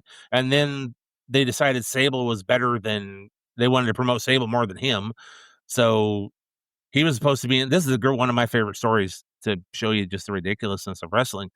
He was supposed to be a contender for Stone Cold Steve Austin. He was supposed to fight Austin for the title. And I think like a week or two prior to that, they had to blow off of his feud with Sable, where she power bombed him and pinned him. The man who was supposed to be a credible challenger for Stone Cold Steve Austin got power bombed and pinned on national television by Sable. I don't understand some things. I never will. That's why we're here, to talk about unfortunate mistakes. There you go. And there are a lot of, and you're talking guys, you mentioned Teal Hopper, that was Tony Anthony. You had the Goon, Wild Bill Irwin. You had, let's not forget Tom Brandy, who was a Salvatore Sincere. He was the Italian guy. Steve Lombardi, who was the Brooklyn Brawler. They just repackaged the Brooklyn Brawler, kind of the same idea. Made him Abe Knuckleball Schwartz, just painted his face to look like a baseball. But you also had where they took, one half of probably one of the best tag teams in WWF at one point, Jim the Anvil Neidhart, stuck a mask on him with a question mark on the forehead of it and called him Who. He looked like Jim Neidhart. He wrestled like Jim Neidhart. He sounded like Jim Neidhart when he cut a promo, but they had to call him Who. This poor man had to pretend to be a mask. Everybody knew that was Jim Neidhart under a mask. You couldn't fool anybody with this. It was a really bad, but he was Who. Vince would take guys, Tracy Smothers, for example. He went on, he was Freddie Joe Floyd. He was a two-stepping cowboy character. He would come out and he would dance in the ring and all that. And he was Freddie Joe Floyd. Because for some reason, you couldn't be Tracy Smothers. You couldn't be Wild Bill Irwin. You couldn't be, Tom Brandy. You couldn't be, Dirty White Boy Tony Anthony. You had to be a plumber. You had to be Italian. You had to be, And you mentioned Max Moon. Now it's Paul Diamond. Originally, Max Moon was supposed to be Conan, but they couldn't come to a contract with him and all that. And he went back. He wanted to go, so he went back to Mexico and wrestled there. But that was originally supposed to be Conan's gimmick was Max Moon, and they just went, well, we paid for the costume. Let's slap it on Paul Diamond. My gosh, what wrestling fans have sat through. What we've all sat through. One of our favorite avocations, pro wrestling. We've remained loyal to it all these decades, and the stuff we had to endure. And let's not forget, some of it was entertaining, and a lot of it was just plain strange. Yeah. Let's not forget Al Snow. He was stuck. Well, he's supposed to be Leaf Cassidy, which was another half of the New Rockers with Marty Jannetty. Rock and roll forever. Rock and roll forever. He was also he did the Super Ninja, the one that he was in the costume, the one where he wrestled Shawn Michaels and basically got flattened on a Saturday Night's main event, I believe it was. He was a ninja character like once. I didn't know that. Yeah, he was in, I want to say, Super Black Ninja, something like that maybe. But yeah, he was a ninja character that basically they fed to Shawn Michaels. Yeah. So he went to ECW, made Al Snow a name, and then Vince went, hey, come over here. We're gonna, and basically he took what, was already created. And because I loved Al Snow with the gimmick ahead when he had the lament and talk. I thought that was great. It was completely unique. Yeah. Here's the beauty point. There was no point of reference. That's why I liked it. It wasn't force fed. It was like something he came up with. What does everybody want? Then he'd hold it. He'd hold it up. What they would chant. And for its era, it was perfect. Yeah, ECW pay-per-view or whatever. I think one of the first pay-per-views I saw at ECW, Al Snow was on it. And you just saw like an entire audience because they would give you mannequin heads. They invested in the money for the mannequin heads so the crowd could sit and hold these mannequin heads and shake the mannequin heads as Al Snow walked to the ring. And it was a hell of a visual to see this many white mannequin heads, out in the crowd for, Al Snow. But it was a gimmick that worked for him, And talking about wrestlers that couldn't be themselves. Okay, I'll throw this one at you. We were still talking about Glenn Jacobs. I got to the point where he was I yank him. Then they had the thing where Jim Ross had the contracts and was bringing back Diesel and Razor Ramon, and he brought back fake Diesel, which was Glenn Jacobs, who was I yank him, who was a Christmas creature, who was Unabomb. And then they had Rick Bugger, who wrestled as Rick Titan or whatever in Japan. actually had some career, but he was the fake Razor, and then, okay, that gimmick ended, which is a horrible gimmick to start with. That was just a weird storyline. And then all of a sudden we found out that Undertaker had a half brother that he thought had perished in a fire, but he's alive and had bad blood. At that pay-per-view where he wrestled Shawn Michaels, we saw Kane for the first time. And if it wasn't for Kane, Glenn Jacobs would not have had the career that he had, because he even says it. He got stuck with, he did not like the Christmas creature because it just looked weird, but he got stuck with that, but he eventually became Kane. So sometimes you get stuck with a bad gimmick, but if you just kind of persevere and, like I said, do what the boss tells you. Okay, here, we want you to do this. All right. Sometimes, you're going to get thrown a bone and you're going to make some with it. And he did something with Kane. He went, 20 years as that character. Just kind of like when they handed Look at Me and Mark, or, The Undertaker. He started off here in Texas. He was Texas Red. No, not Red Bastien, but he was Texas Red. Debuted against Bruiser Brody at the Sportatorium. Got destroyed. Then he became the Punisher. Then he went on to WCW where he was Mean Mark Callis, and he was just Mean Mark. Then Vince brought him up, and as they said, he got a phone call from Vince. Is this the Undertaker? Yeah, this is the Undertaker. Good. And he got given the Undertaker, a gimmick he ran with for 30 years. You said you're not, or before we started recording this, you're not the biggest fan of the Undertaker, and I think that part of that's because of the believability of the character, because how many times was that man buried alive, burned in a casket, disappeared to the heavens, came back as an Undertaker. Brian Lee, you always talk about him. He was given the Undertaker gimmick for a couple months until they had the Undertaker versus Undertaker match at SummerSlam, which is just god-awful. He turned that into a 30-year career in the WWF as the Undertaker. So let me just say this. I have nothing but respect for Mark Calloway's in-ring work, his professionalism, his stick-to-itiveness, his athleticism. Nothing bad to say about him. It's some of the stuff they made him do. I'll never forget the bit with Midian. Do you remember this bit? Or like the whole state, it was kind of like he had him. It was this weird thing where he cut open Midian as he's laying on a slab and made him drink his own blood for some reason. This was the part where he was doing that Ministry of Darkness thing, yes, or whatever. Going the Ministry of Darkness, yes. And that's when that's when he became Midian. Yeah. Before that, he was, another gimmick. He was a pig farmer, Phineas I. Godwin, pig, with his brother Henry O. Godwin, hog. Yeah. But yeah, no, that's how he became Midian. And then he went on to do Naked Midian and other weird things. But yeah, that was the Ministry of Darkness, which is what one of the evolutions of I mentioned John Hawk. Went into WWF. He was Justin Hawk Bradshaw. Then he was Blackjack Bradshaw. Then he was just Bradshaw because he was part of the Ministry of Darkness with the Acolytes. They were like this weird sacrificial team for him and Ron Simmons. And then later on became the APA. And then he rolled that after that and went into real life and his financial career that he had. And he became John Bradshaw Layfield, JBL. Somebody at our magazine saw it in him right at the beginning of his career. I think we did an introducing feature in him right after he made his debut. And somebody said, this guy's got it. I forget who it was. It wasn't me in this case. Somebody else wrote that article. And they were right. Back when he was John Hawk. Yeah, that was his global run. And I'll tell you what, they were certainly right about him. One of the great finishers. That clothesline was amazing. Have you heard his Germany story when he first started in wrestling? No. He tells it on Tales from Briscoe and Bradshaw, and I've heard the story otherwhere else too. He was new in his career, and they sent him over to Germany for Vons. And they had him in the ring, and he's like, "Oh, we're gonna have your team." He barely had any skill in the ring. He's like, "I'm still learning. He goes, "Oh, can you do this?" No. He was brand new in his career. They sent him to Germany to wrestle for Vons or whatever, and he's just like, "I didn't know what I was doing. They just put me out in the ring and said, 'Follow me.'" And that's what he did. He went over there green to wrestle in Germany for Otto Vons. How the heck did he survive that? My Lord. Hey, he survived. He's not only survived, but I'd say he made a pretty good name for himself. Well, speaking of making a good name for yourselves, you and Glenn with your fantastic wrestling radio show, which I've been proud to be on, what is it, twice? 2-3 times at this point?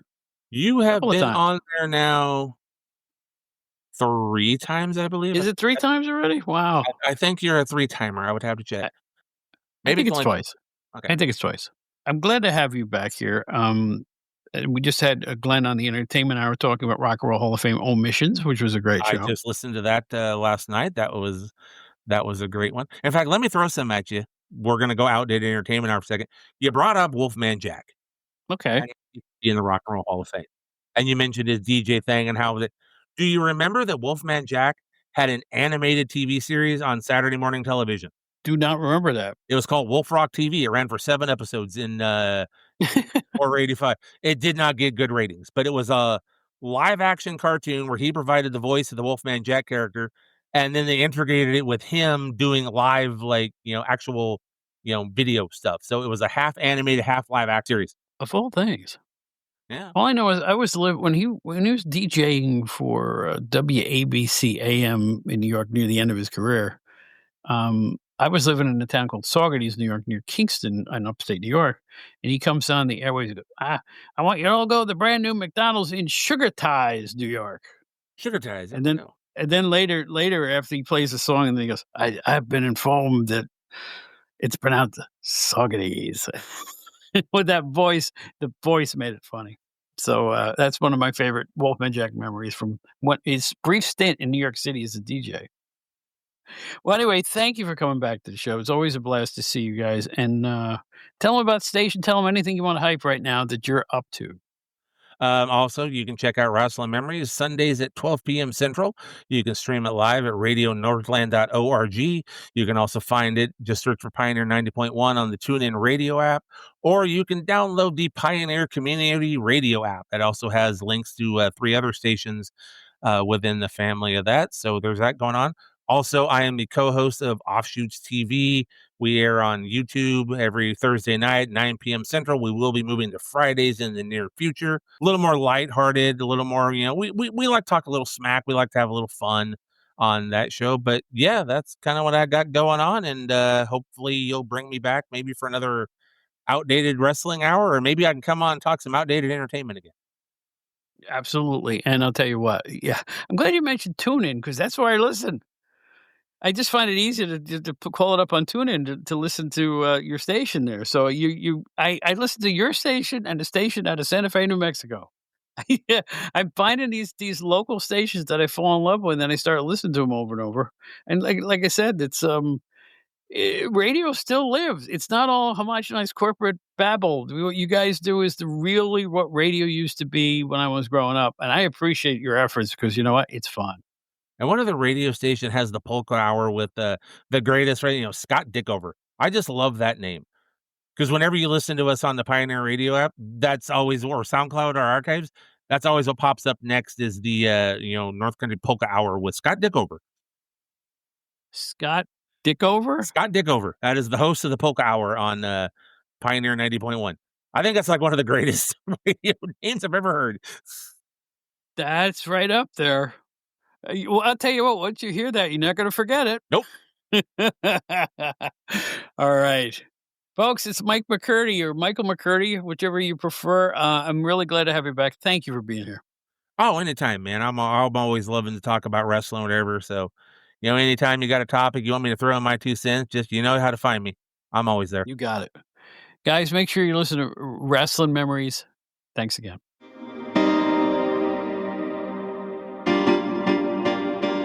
Attention, Gen Xers. If you'd like to explore the era that appeals to you, look no further than GenerationXWire.com. The generation who grew up with elite in entertainment, music, movies, TV, books, pro wrestling, and more finally has a one-stop destination for all their Gen X needs. From Aerosmith to Batman to the Killer Bees to the Twilight Zone, there's something for everybody at GenerationXWire.com. You won't find a more eclectic mix of pop culture content than at the leading website that specializes in the greatest generation, GenerationXWire.com. Check it out today.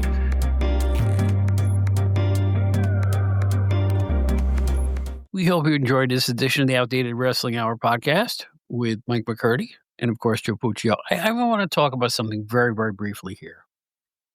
I've had a health problem lately, and it's really gotten in the way of, my jobs and everything else that's been going on. So I'm begging just a little bit of patience from our guests and our fans, too. I'm hoping that the schedule doesn't get disrupted by my little problem here. I want you all to know I'm fine. Everything's going to be fine, but I'm in a lot of pain and I've had some surgery and there's some more stuff happening. I don't like to advertise this stuff on Facebook and places like that. I'm just not into that. I just don't do it.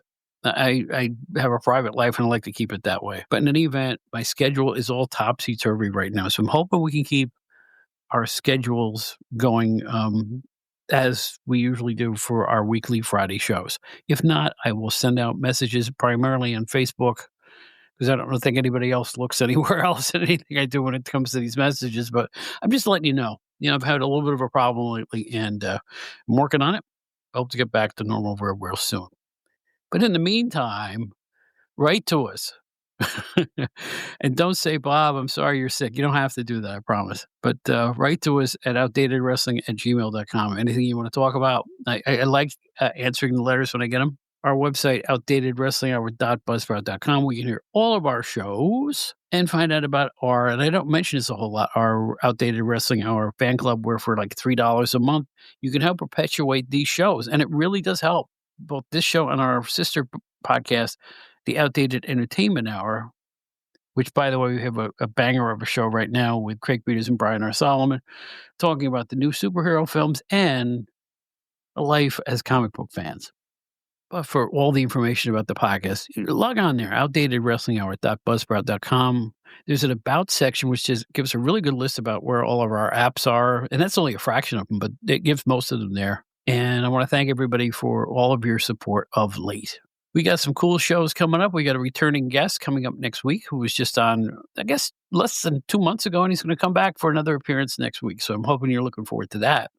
We'll let you know who that is as soon as I'm able to do that. Again, I am not myself. I mean, it's been a very, very hairy, I should say 3 weeks by the time I put this podcast together. It's been tough, but I'm still out there bulling my way through these things. So I'm hoping you're enjoying the shows anyway. We had some good ones with, all of our favorite guests, Ian Douglas, a couple episodes ago. I mean, it's just been a blast. And I hope you're having a blast too. My name is Bob Smith. This is the Outdated Wrestling Hour. By the way, don't forget WrestleCopia.com. You can find our recent shows there and our current shows there and a lot of the great podcasts too. That's it. I'll say what I always say. Peace and love, brothers and sisters. Like Ringo Starr says, peace and love.